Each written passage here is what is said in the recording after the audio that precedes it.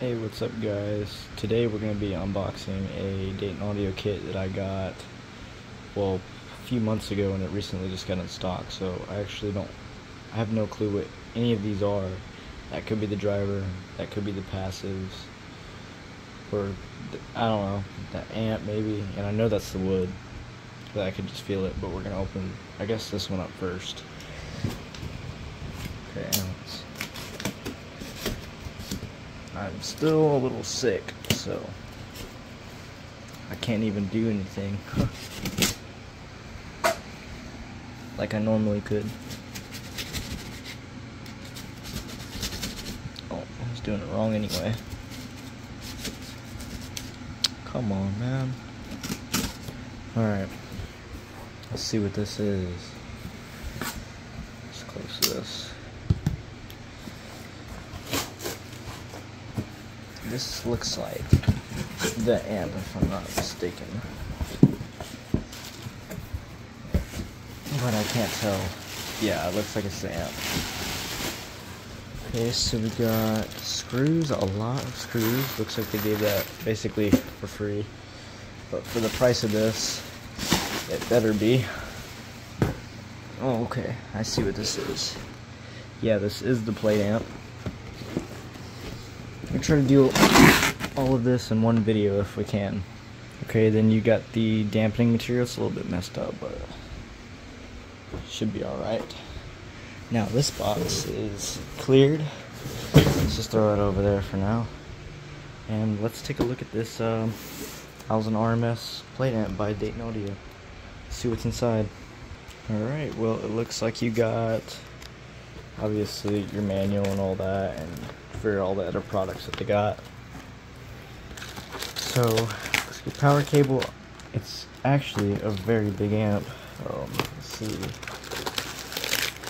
Yeah, I don't think I'm gonna take it out right now, but you could obviously see what it looks like a little bit.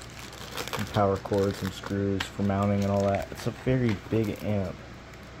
It's nice. It's going to be powering that one if it fits in the box, which if it don't, I'm going to redo the whole front baffle.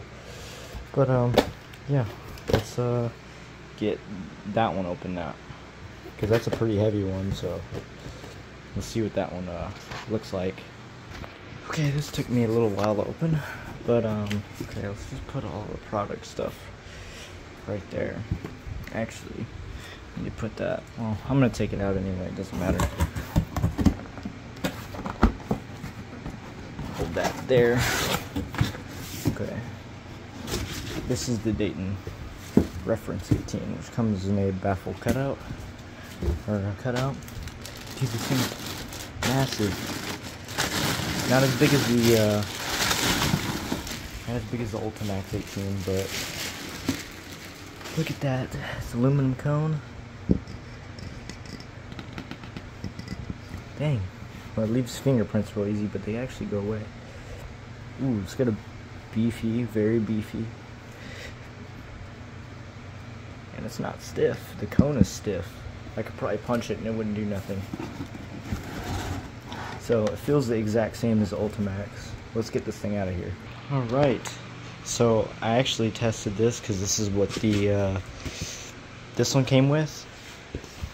And the cutout and all that is actually pretty much the same. If anything, I would have to sand like that much, and dude, it would fit. It would literally fit, because this, I think, is just a tiny bit bigger than this, if not the same size. But I read the thing, and everything seems to be the same. So I know what this is. Then that's the passive radiators. That's obviously the wood because of how big it is. But yeah, let's well, actually first let's take a look at this, the reference series. So it's not stiff like this one is, but I broke this one in already. It's got venting, double stack magnet, and it's got your typical connectors for your positive and negative. It's a 4 ohm. I thought this was a dual voice coil, but it's a single, so that's actually pretty good. I didn't really care for the dual. I wasn't going to wire it in series or anything like that, so just a 4 ohm load was honestly perfect for me, because this is going to go in a custom box that I built in the garage. But this thing is nice. It's got pole venting. I don't know if it's got a grill or not. Let's see, does it got a grill? I can't tell. I don't think it does. That one's got a grill. It's got all the protection stuff, so you know, if anything gets sucked in there, it's gonna be okay, unless it's like needle or something. But this thing is pretty big. This one's obviously bigger cone area wise, but this one's got a wider surround. That one's taller. It's wide too, but dude, this one's cool. I've never had an aluminum like subwoofer like this. I think that one's tuned like the resonant frequency. The FS is 22, and I think this is like 20 or something. I don't know, or like 19, something like that.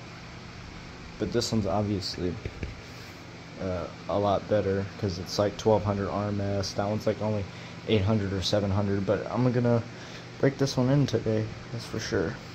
Oh yeah, it's cold on the bottom of the cone. I could feel it. It's aluminum. That's good. But let's get into these passives now. Alright, these are literally the same as this. They look exactly the same. All they are is passives, and they don't have a magnet, a voice coil, or tensile leads or anything to connect. It's just a spider, basically.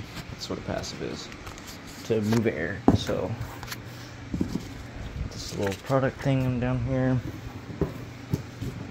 and let's see. Dude, looks literally the exact same. It's awesome. And then you get a cutout also, which they're obviously the same as this, because same thing, just without a magnet and voice coil. Oh, they're super lightweight. This thing weighs probably maybe like 4 pounds at most. So let's see if we can get this thing out of here. Let me pause the video real quick. Okay, well, I can do this one-handed because it's so light, but this is what it looks like. And it's got weights on there. I think these are tuned to about 18 hertz, I think. I am not too sure. To have to read more about it, but I'll put a link in the description for this entire kit that I bought. It is $1,300, so it is pretty expensive. The non-passive, the passive version of this is, I think, just $1,000. But yeah, it's got weights. See, this is where the voice coil would be. I think it actually, does it still have a voice coil? No, it's got that ring around it where it would be. But you could take off as many of these as you want, but I'm going to keep them on there because I like lows. So, and then obviously I'm not going to show y'all this one because it's literally the same thing. But, okay. So we got that one there, and I'm going to get this one open and put up, and then get all this moved out of the way. And then after we take a look at the wood, we're going to open up the plate amp. Oh man, I'm going to have to vacuum after this. Look at all this. I'm glad that they do that, obviously, so the wood doesn't get all smashed up and all that, but it's really annoying to pick up. But see, I ain't gonna be able to pick that up like that. Let's just take a look. So that's the front baffle, and that's what I really want to try on the ultimax. So let's see if I can get this out of here and not make a mess and keep all the foam in the box. Well, I made a small mess. It's not too bad to pick up. So, but let's get this thing cut open and taken out. Okay, so I tried the baffle. This thing, it doesn't fit the ultimax, but this ring barely goes over the top of this, so I could put some really thick what do you call it, material in here, like gasket. I had some super thick gasket over there, so right there, and I could put it on there really thick, and I could just drill it down and it'd be fine. But yeah, that's gonna make a mess right there. So that's all I really wanted to look at, and until I fully actually make this thing, probably later today or something. I don't know. It just depends. But I gotta clean this mess up, move this like back here, and get started on looking at that. Okay, I got it upside down, but here is your power cord. Dude, this thing is heavy for a power cord. You got your mounting screws and all that. So I just undid this, dude. This plate amp probably weighs 30 pounds, maybe 20 pounds. It is so heavy. Okay, never mind. I think that was actually just the box and the power cable. The power cable's pretty heavy. It's kind of weird that the power cable's heavy like that, but I guess that's a good sign. I'm gonna see actually how to cut into this, because this is a little confusing. Okay. Oh, okay, I see. Well, it's gonna be kind of hard to do with one hand, but so you just get all four sides. Well, good thing this thing's protected like that, so that just pops off. It's pretty cool. Dude, look at that, dude. It's huge. And they also have a cutout for the amp in here. It's on one of the pieces. But it's gonna be fun building that, because that one was really hard. But once I learned how to where everything went, then it got real easy. The only hard part was painting it without trying to scratch it and all that. Let's see.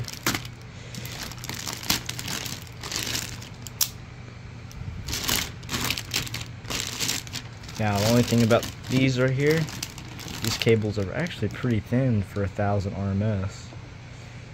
That's weird. I'm gonna have to strip them anyway, because obviously you can't put these on push terminals. But yeah. Okay, so here we go. I like how it's enclosed because it keeps the sub air. Yes, so you basically explain it. But keeps all that air out. This thing is freaking huge. Oh, that's crazy. So it's got a fuse thing on here. I'm gonna take it off because I don't use 115 or 230 volt. I use 110. But this thing is beefy, and I like how they set the gain, like, you know, where you could use it. Let's see, 105 hertz.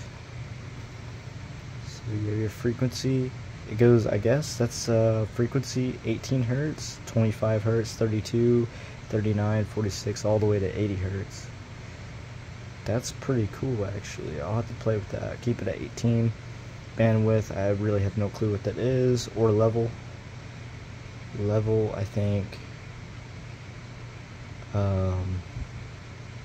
I don't know if it's 0. I guess we'll keep it at 0 because I'm not sure what that does.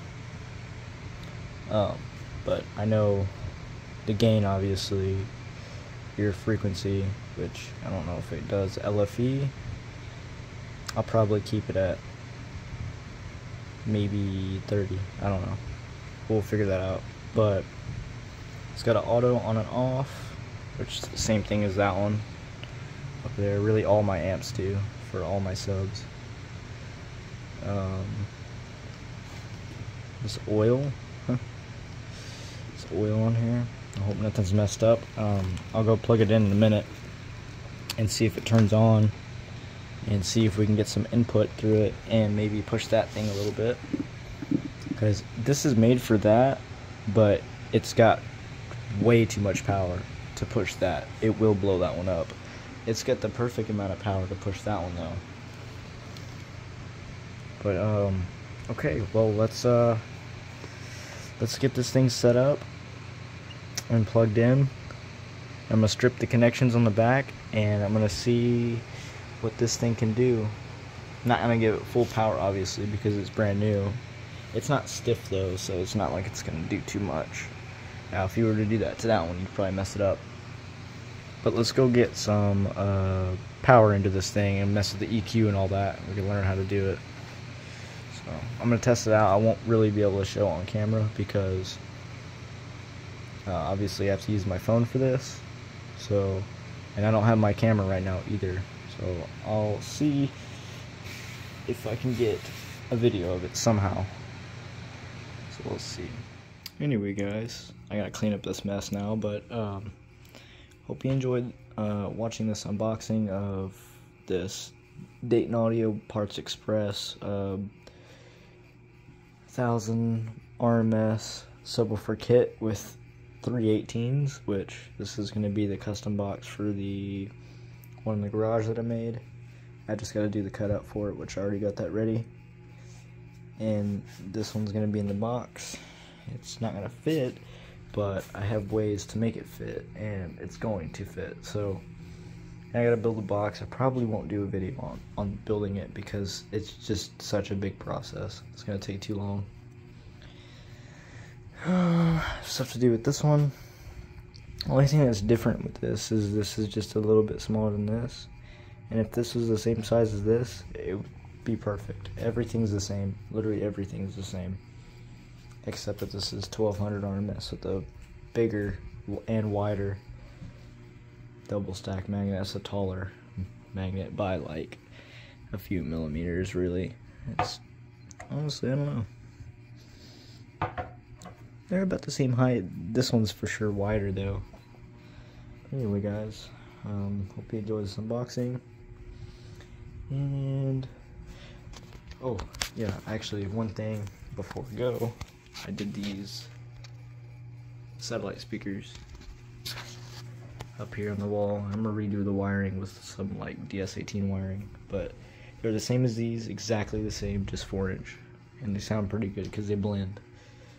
Anyway, guys, hope you enjoyed this video, and I'll see you in the next unboxing or any video like that. Anyway, goodbye, guys.